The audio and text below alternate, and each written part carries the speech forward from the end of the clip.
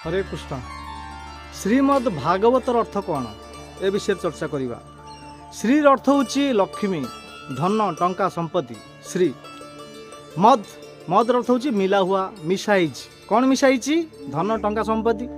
श्री अर्थ होची लक्ष्मी, धन। मद अर्थ होची मिला हुआ, मिसाइज, धन, संपत्ति। तापरे भा भार अर्थ होची भाव भक्ति। आमे भगवान को ईश्वर को प्राप्त करिया को हमको को प्रकार भाव दरकार। हाँ, से भाव श्रीमद भागवत मिल। भाव जदि ना ताहले किसी फायदा ना। भाव को निकट, अभाव को दूर। मो कालिया ठाकुर आम जो भजन गाँव तो भारे भाव भक्ति। तापर गौर हूँ ज्ञान। ध्यान दी शुणु, गौर हूँ ज्ञान। को ज्ञान प्राप्त कले आमे अति शीघ्र ईश्वर को प्राप्त करिपरिबा। ये जो विभिन्न प्रकार आज डेट्रे जो स्कूल कॉलेज रे बहुत मोटा मोटा पुस्तक पढ़ुଛନ୍ତି जो टेक्नोलॉजी ए ज्ञान प्राप्त कले आमे ईश्वर प्राप्त करिपरिबा कि को ज्ञान दरकार श्री श्रीमद् भागवत रे वर्णन कर जाइछि। गौर हूँ ज्ञान, भार हूँ भाव भक्ति, गौर हूँ ज्ञान। बर अर्थ हूँ वैराग्य। हाँ, वैराग्य आमे जदि भगवान भक्ति करिया चाहूँ, ईश्वर को प्राप्त करिया चाहूँ ए जीवन में आमको वैराग्य दरकार। वैराग्य अर्थ हूँ त्याग। जो पर्यंत आमर मन रे त्याग मनोभाव आसीनी आमे ईश्वर को प्राप्त करिपरिबा नाही। हेले आम त्याग कौन करिया पड़िबो? जो विभिन्न प्रकार प्रकृति, पान, बीड़ी, सिगरेट, तंबाकू, नाश, गंजेई, आपु एगुड़ाक सब त्याग करिया पड़िबो भगवान भक्ति पई।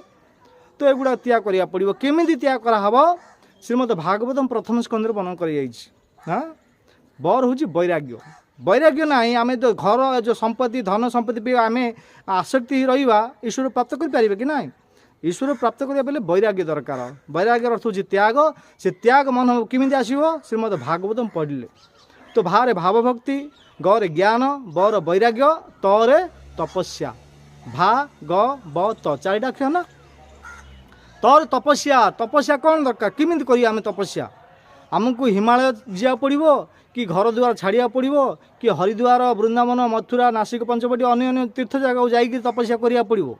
तो कलिजुग में भगवान को पाइबापी केमिति प्रकार को प्रकार तपस्या श्रीमद् भागवत वर्णन कर जाइछि। हाँ, श्री अर्थ हूँ कि लक्ष्मी, मद अर्थ हूँ मिला हुआ, भार अर्थ हूँ भाव भक्ति, गौर अर्थ हूँ ज्ञान, बर अर्थ हूँ वैराग्य, तर अर्थ हूँ तपस्या। श्रीमद् भागवत एटा किसी लोक मैंने जानी ना ऊपर हेडलाइंस। तो आम यहीटा आगे बुझा तापर भागवत भितर प्रवेश करवा ताला आमको ऑटोमेटिक धीरे धीरे बुझा पड़ो। जो पर्यटन आमर श्रीमद् भागवत में जो बड़ बड़ अक्षर लिखाई यहीटा आगे आम जो पर्यटन आम बुझीना आम से गुड़ाक बुझीपारानी। से आप बुझा चेष्टा करूँ, ईश्वर प्राप्त करें। हरे कृष्ण।